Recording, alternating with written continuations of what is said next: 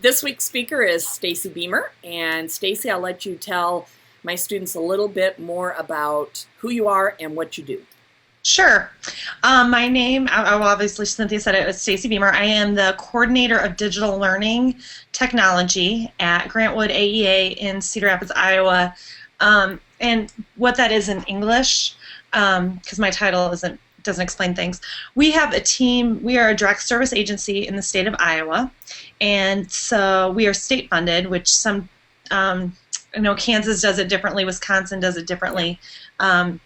But we are state funded, and our AEA actually provides services for special ed to districts as well as consulting, so like curriculum consulting and professional development. So what I get the opportunity to do is work with a team of technology consultants who go out and serve our districts and provide tech integration support and 21st century skills. And we really look at TPAC and all that kind of stuff as they're rolling out one-to-one initiatives, or as they are just utilizing technology in their classrooms with students and help personalize learning. Does your agency provide any assistance in writing tech plans?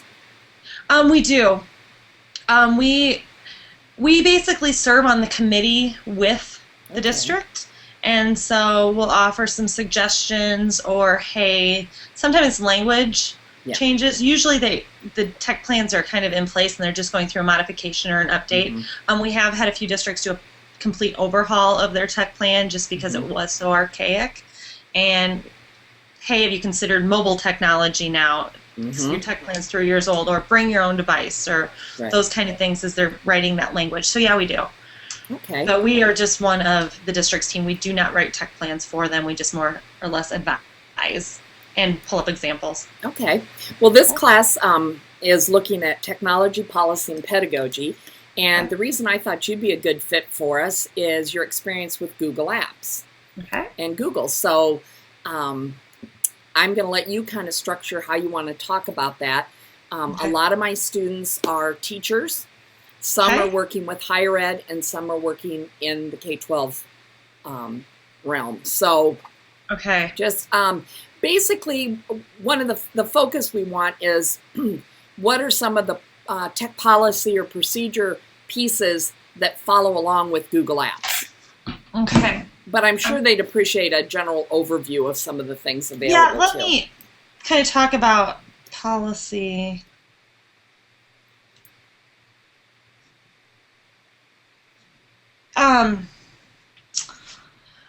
Yeah, there's some things, and I'll try and pull up a presentation here about policy and Google Apps, because one of the things is security and things like that.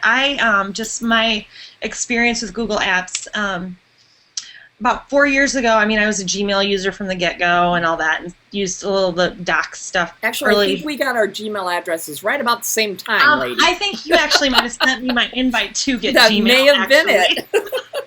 That was an invite only. It was totally, yes. You're right.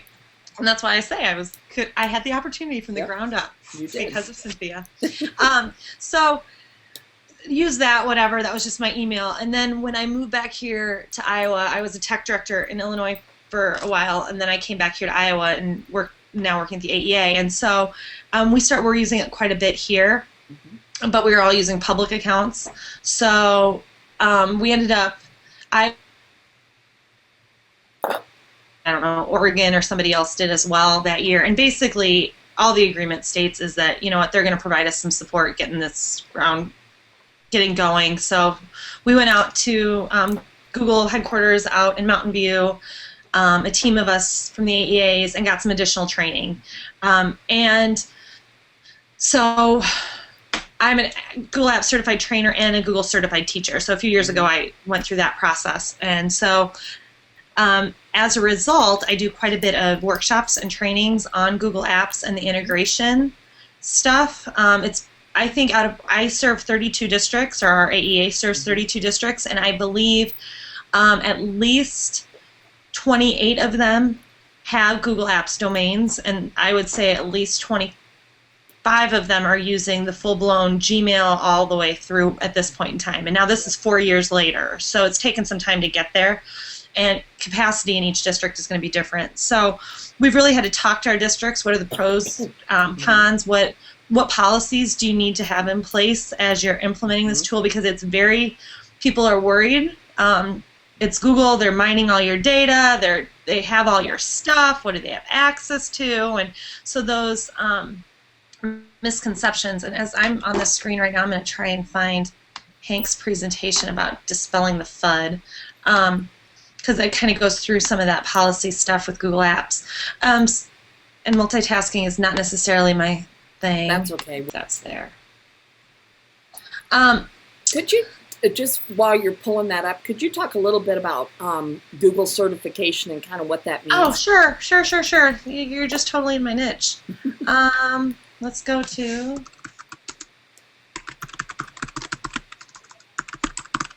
Yeah, because lucky me, okay, I'm going to actually screen share. Okay. And show you the site. So a Google certified trainer is a little different than the Google certified teacher. The Google certified trainer is a process you go through. So it's kind of like the Apple DE application, but you take a series of 6 exams. They're timed exams over the different products. So here you take an exam over mail, calendar, docs, sites, and then the management council. After you complete the exams, you need to go in and complete the rest of the application, which consists of a couple videos, one of you teaching a screencast of you showing some of the Google products or teaching something, and then a little video, 1-minute video about yourself. Then that gets, so here's, the exam. So you'll go in, take all that, and then your application's reviewed, and then you're either a certified trainer or you're not. So if people do have questions more about that, throw in my email, because I'm one of the reviewers on those, and so sometimes if they have some questions, or I can give them some feedback and things that we're looking for. Okay. So you just have to demonstrate proficiency in the products, and then actually one of the criteria is if you're Googly or not. So yes or no. So you have to have that kind of personality to be able to sell it, and usually those are the teachers that are good at giving PD anyway. Right. And then as part of some of our districts are wondering, well, should I have a certified trainer? Is it to value added? What do you get? Well, the big thing that you get is going to be access to resources. So the certified trainer group, there's a listserv or even Google community now that we post things. So if I have a question, this isn't working, I can post to that.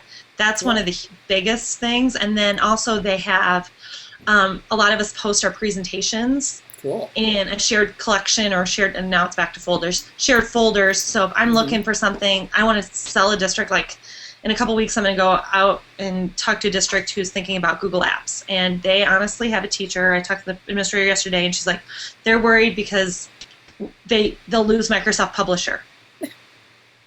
And I'm like, okay, well, so they've got other issues other than just this, obviously. But I said, okay, well, I need a presentation, and I haven't had to do it in a while because most of my districts are there at that point. So there's a bunch of updated presentations I can pull from. And that community, and it's just like some of your PLN stuff that you see people you follow on Twitter that you just get to know, and they share resources. It's amazing how many you're not reinventing the wheel that often. So those are the perks, just access to that community, and just some of the updates. I mean, we'll get some of the roadmaps before it comes out, or say, hey, this is coming. So I knew Hangouts was coming to K-12 maybe a month or two before everybody else. Cool. So just little things like that, which is just nice little updates. So it's not. It just is a time-consuming process to take the exams and get your application in, and then they're trying to do about a 2-month turnaround, so every couple months. So it just depends on where you're at in the window. Certified teacher, that's a little different. That's a different community, and that one they only accept 30 or 40 people each go round. And the next, if you want to apply, the next one, applications are being accepted now, but they're due the 28th, and it's in Sydney, Australia. This time. So the one in New York or the last one in Mountain View probably would have been better options. And so they just do those periodically. So I would say follow on Twitter, one of those, to find out when the new application is. But you do have to pay your own way to get there. So it's not like, but you do get some fun little swag, I mean, for going, but that's about it. You pay for your airline ticket and hotel and all that. So that's the Certified Trainer Program. And teacher stuff, but it's great resources. So now I was going to the mini summit. Okay. I'll give it to you in a PDF. I'm just going to kind of walk through it then without... That sounds good. Because they'll have the PDF so they can follow along. Perfect. So Hank Thiele is a buddy of mine who I've met through this program. He's a certified trainer. Certified trainer. He might be a certified teacher too, but he's a tech director out in Illinois. Big district, and they are actually going one-to-one Chromebooks next year. That just got announced a couple weeks ago. So he talks about everybody fearing Google Apps because they don't know about it, and they're uncertain. He's got a great presentation. And doubt, those are some of the fears that come in. So he's in Maine Township, District 207. They've got a lot of technology in the district, and it's right outside O'Hare Airport in Chicago. So they're financially stable, to put it lightly. So one of the things they talks about is as you started, and this is one of the earlier presentations that I just knew existed.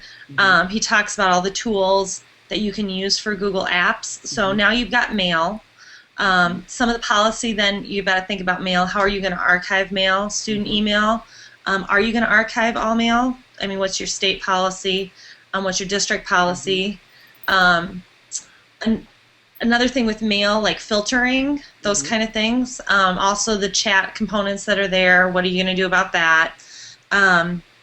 Docs and sites, obviously, who has control, whose intellectual property is that? As students start creating things within the apps domain. And the difference between, I'm not screen sharing anymore. No. Oh, no wonder it's like, here, boom, start screen share. Sorry, I had slides. Go. Okay, great. I was going to tell you, and then I thought, well, maybe this is what she means to do.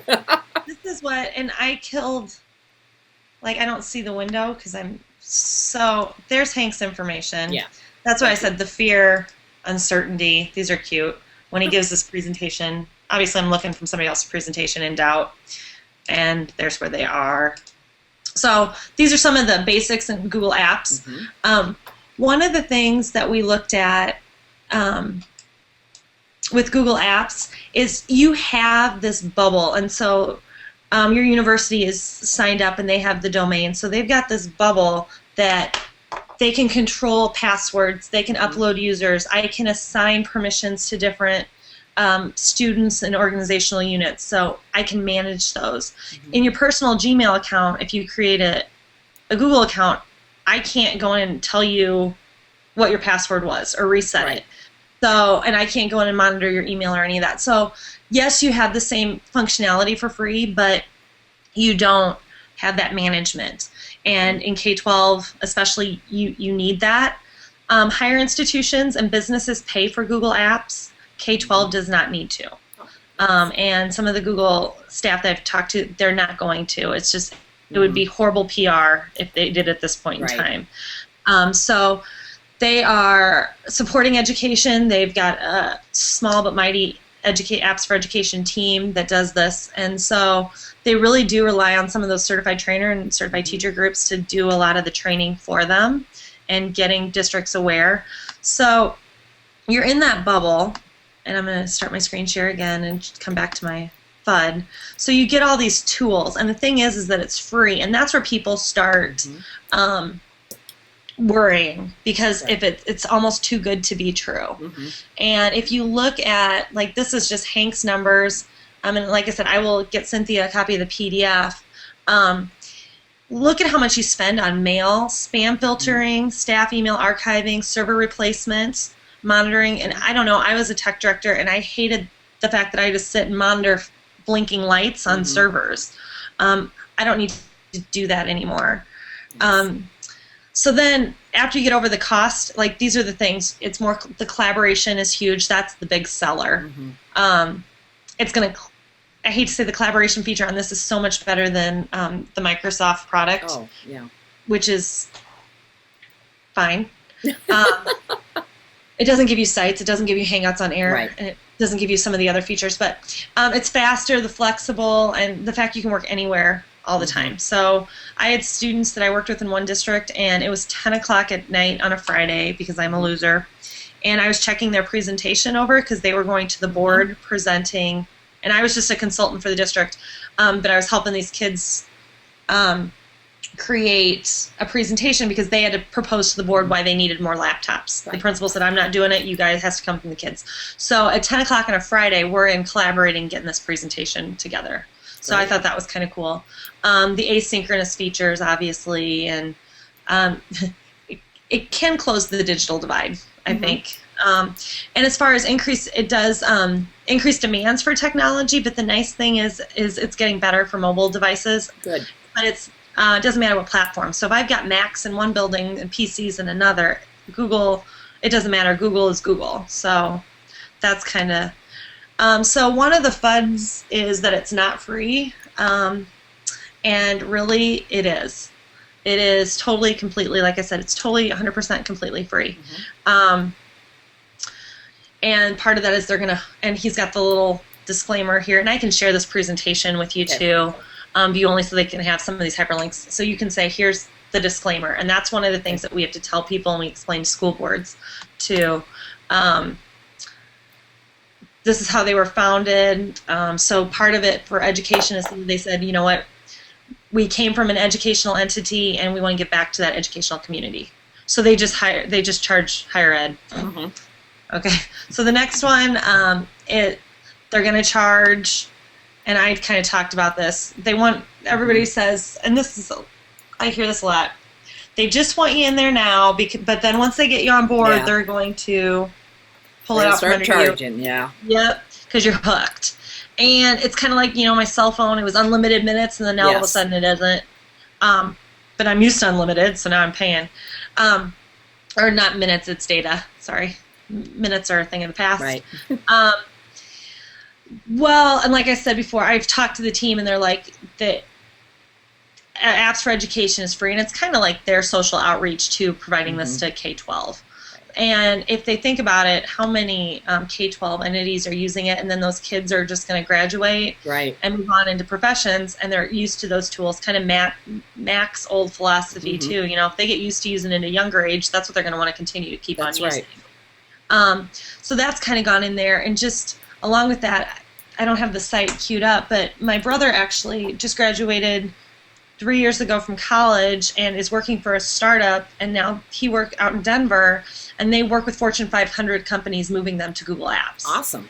And so like the state of Wyoming is one of his clients. So it runs in the family. What? Runs in your family. It does. I think he got the job because of me. Oh, cool. I gave him a bunch of training materials. I'm like, read this. Freshen up. But yeah, so it's kind of nice to have that to back on too, that, you know what, this is good for Fortune 500 companies. Why is it not good for our kids? Right. Ads, this is another thing. You can't turn the ads off. You can. K-12 does not have the ads in Gmail. So that was another thing, like, we don't want to sell things. You don't own your data, so this is one of those policy. Right. You do own your data. It is your intellectual property. They just house it for you. So again, here, to put it simply, they just take the position on whether the data belongs to the institution. So this is another policy. I guess it depends on your district. The data is stored in your domain, in your bubble, and do you as an institution want that property to be yours of the district or yours of your students? So that's your that is a policy decision. Google will sell their information. No, they won't. So there's the little blurb about that. Google employees will be able to see our stuff. No, they don't. It's secure. They can't access it without your permission. So as the domain administrator, I was having some issues with our Gmail, and I gave them permission to go in and look at some of the test accounts to see what was going on. So they're really good. Enterprise level of control. This is one of the things as you start thinking about policy district-wide and who's going to maintain the email server and all that. There is a control panel. Like I said, we can, and it looks different now, a little bit different, but you can manage the email calendar. I cannot get into someone's Google Docs, for example. So let's say I suspect a student, I need to get into their Google account with their docs. I cannot go in there and look at their data without them knowing. I cannot play Big Brother. Good. But what I can do is change their password and get into their account. Now, if that's the protocol or the policy to let me do that. So that's something else you consider. If you're gonna, but this is with anybody's server information. Right. You have it locally. What's your policy? What data do you need in order to change a password or get into their account and access their data? So you've got to think about that. So it's no different than before. It just depends. Does that make sense? Yeah. Is this kind of the stuff you're This is exactly what we're looking for. Yes. Okay. Good. Again, you can configure it. Again, here with different user or organizational units or groups. So like some of our districts right now, like I was saying before, Google Plus just went K-12. That scares me a lot because it's a combination. If you haven't used Google Plus, it's kind of, well, we're using it for this Hangout, but it's got a combination of like Facebook and Twitter and Skype and all that kind of stuff. And for kids, you've got to think about, and the reason they didn't go K-12 right away with it is because they didn't know how to write that policy for that 12 and under group. Right. You know, so what Google did is if you turn that, if you read the fine print and when you agree to turn Google Plus on as an administrator, you're saying you as a district assume responsibility for those 12 and under. So kind of like that email policy, like, you know, when you sign up for something, and I know Cynthia knows this, sorry, I'm talking like I would to some teachers explaining it, how you have to sign off and say, I am so old, or kids creating Facebook accounts have to be such an age. So what they're saying is the district will assume that responsibility. So what I'm recommending for our districts to do is I said, don't turn it on for your kids yet. Start now, because it is so new. It was just launched K-12 in November. You can decide what organizational units you want to set up. So I can have a group with just my teachers, and I can turn that on for teachers. And so I say, do that. Turn it on for your teachers, and then that goes along. So what's your policy on how they can use that? Who can they share with? There is share settings too, so if this presentation doesn't get to it, I haven't gone through this in a while. So it's kind of like the same thing. Email has to be on for all kids. It doesn't. So I can use email as just their login. Right here I can say, you know, each option can be turned on and off. And again, I will share this presentation so you can watch the little video that explains Oh, great. that. And Google's got you know, Google and YouTube are the same thing, so there. Here's kind of what I was talking about. Nobody's using it. Well, if you look at how many folks are using it right now, there's that was their timeline. But like I was saying before, like there are Fortune 500 companies who use this as their mail and documents sharing solution. They'll still have the nice thing is you can still download to Microsoft Word and use Word to do your bells and whistles. If you are a PowerPoint person and you like the bells and whistles in PowerPoint, you can do that. This goes through their conversion and their usage. This is a nice little graphic of schools that are using it right now all over the world. And I know this presentation is 2 years old. So there's even more now. There's even more. Yeah. It's kind of interesting to see where it's not, like those clusters. 61 of the top 100 schools are using Google Apps. Again, like higher ed institutions are among those. This is one of the things, so now we're talking policy and compliance here. Is it compliant for FERPA, SIPA, HIPAA, all those kind of fun things? I feel like those are like animal names. I think so too. So it does. So COPA, that's your responsibility. It doesn't apply for SIPA or HIPAA for most schools, but it is FERPA compliant. And so here it's going to, and there's a hyperlink on the slide that when you get it, you can click on and say, yep, here's the policy, here's how it is. Right. And we've gone through that conversation in our app CT listserv. People are like, are you sure? And I'm like, here it is. It states right there that they are compliant. The lawyers will never allow it. Yeah, they do. Coming soon, and it's there actually right now, is this thing called Vault.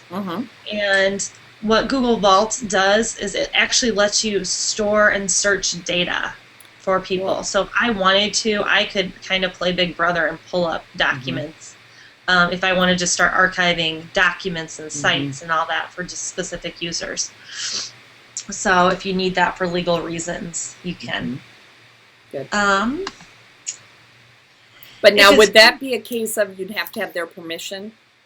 You know what, you would tell them that you're using Google Vault to back up data, so that's just one of your probably, and a lot of the stuff, as I tell my, like, districts too, you guys have your acceptable use policy. Right, so that covers that. How is that going to cover some of this stuff? Right. So they know, like, I have, you're in our account, if I want to pull something, it's in our acceptable use policy that says I can. So again, policy is really important. And you want to keep it, I think in my experience, you want to keep it kind of general, just to save yourself sometimes, because if you get too specific, then you don't know what's going to happen and change tomorrow. So I don't know. It depends on what you're looking at.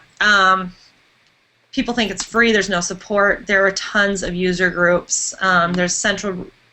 Just for plain people, like, I shouldn't say plain people, general public and my general teachers that, like, don't go through the certification. You guys have us as contacts. But if you want to engage with the community, there is a central region user group. Oh, cool. So folks can join that and put up lesson plan ideas, or, hey, I'm looking for this. And what's really nice is this has turned into more than just Google Apps. So, hey, I'm looking for an iPad app, or do you guys recommend this technology or another? Or do you have a site that does this? So kind of, again, social networking kind of stuff, just another avenue. Phone support, they do offer support, so that is not an issue. But you have to be an administrator on the domain to get that. And I will, the security's next thing. I had some issues and with when we transferred over to Gmail as an agency just this year, and Google actually I sent an email at 7 o'clock at night. They replied by 9 p.m. on a Friday when we did our migration. And I followed up. I'm like, it's still not working. They said it's supposed to. Okay, so it said it could take up to 24 hours. Well, I really wanted it done in 3 just because I was nervous. So I probably followed up way too soon. But on Monday morning, and it worked on Sunday, just like they had said. And I just wanted to make sure I didn't do something wrong. And they followed up with a phone call to me on Monday morning and 2 emails just to make sure. So their support is awesome. A little better than Dell. Yeah, a lot. Yeah. Yes, that's all I'm going to say. Security, reliability, this is things, when you're thinking, okay, do you want redundancy? Google has passed all the SAS 70 Type 2 audits. So I guess that's an important, really big honor. I don't know. I don't know that world, but I hear that and like, oh, it sounds important. Yeah, there you go. One of the things, they use a secure server, and Google is only a data processor. So it's not like they have people there like going through all that stuff. Their people do development and helps with support. And our servers, our information for Google Apps is actually on the same servers as those Fortune 500 companies or any company that uses Google Apps. So our stuff is on those same servers. So it's not like we get subpar treatment because we're K-12 and not paying for it. Well, that's good. And Google's own corporate data is also on those servers. So they ask about uptime. Well, Google wants, it's in the news if Google's down. So they don't want it in the news. So always 99.9% uptime. And there is redundancy. And if you were to walk into, one of the Googlers said, if you walked into one of those server farms and pulled a server, you're only going to get part of the data. So if you think about the analogy I use is like a box of puzzle pieces. They take a handful of puzzle pieces and put it on 3 different servers. So you only get part of the puzzle if you take one of their servers. So you need all the handfuls to make it make sense. So you're secure. Your stuff's backed up at least 3 times. So you're going to be worldwide. And that was one of the arguments, because there are servers all over the world, not just in the United States. So some people say, what, our policy is all data must be housed in the United States. And so they can try to accommodate that, but they're not going to guarantee that. So you might want to go with a different product. Labor or subpar products anywhere else. There's a white paper about the security and the privacy out there. Great. So I'll give you this link. Like I said, Hank's stuff is awesome. There's no staff development available. Well, that's when they talk about those apps certified trainers. So if you are a certified trainer, one of the things I do as a certified trainer, and you have to provide PD 3 times a year. So whether that's in your own district or somewhere else to maintain your certification.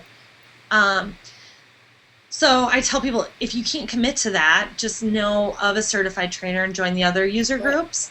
But for me, it's my job, so I do quite a bit of these trainings for our districts, and you can go look up a certified trainer and we'll come into districts and do PD. Or a lot of certified trainers or teachers are doing the Google Summits that are out there. And if you want, I have information on a lot of this stuff. There is the training center. Let me see if I can go to that. Oh, I was already there. Concerns, unknowns, what does he talk about? Oh, CRUD, like the bad stuff. It's not bad. Deployment, you just need to make sure you have a plan. Right. And who's going to manage your domain. I do it. We have an agency. I think we have 300, no, probably 400 or 500 people. And I am not an IT person. I'm a tech integration person. And I manage the domain and reset passwords, and I probably spend maybe 10 minutes a month on it. Oh, nice. It's not like I am troubleshooting all the time. But one of the things you got to think about too is bandwidth. Do you have because now you're running in the cloud and stuff for all your stuff. So here is. Oh, those would be some great documents for our students to have. Okay, good. Yeah. I'll share this. And here's a picture of Hank. He is amazing. Follow him on Twitter. He's got a great blog. I want to say it's Learn It Twice or something. Okay. But his district has done a lot of Google Apps scripting to automate a lot of processes. And so he's actually, 2 of his staff do scripting for Google Apps. Hank Feely, and it might be Henry. To learn twice. I should get props for this. So he hasn't updated the blog since Google Plus K-12. He doesn't do it that often, but some of the stuff he's got out there is really awesome. It's good stuff. So I'll post a link to this for my students in our Blackboard course, so they'll have these links you're talking about. Okay. All right. And I can throw them to you in an email. Yes, perfect. What else? That kind of wraps up what we need. Yeah. Okay, good. Okay, yeah. I didn't go through the product. What the products I'll do, but that's okay. I can always, if they want more, I can have you, have another little chat before the end of the semester. Okay, and if they're just interested in, I'm going to shoot you the links I kind of send to our districts, too, for just if I'm looking for Google Apps resources, lesson plans, the apps for education team, and all that Chromebooky stuff too. Just I should dig into this. Not to be a salesperson, but usually those are the questions that come up. Yeah, no, it sounds great. And like I said, we're looking at it from, technology planning point of view. So I think those would be perfect. Okay. Yeah. Alrighty, dear. Great. Great. Good. Thank and you very much. Give them my contact information if there's anything else I can find out for you. That's been my job for our districts. So. Great. Okay. I'm going to put this up now for a minute. That's so I remember where to clip. But yeah, no, it sounds good. Sorry about my screen share. I don't know. That's okay. Like when I went full screen, I don't know if it does like a mirroring window or what. Yeah, I don't know.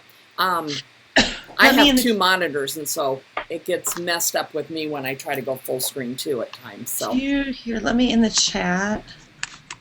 There's Hank's blog, just to give him credit. Great. And okay, I don't have the screen. I'm not recording this now. You know that, right? Oh, that's fine. It's in the chat window, so you can just copy and paste. Okay. And I guess I can email it to you too.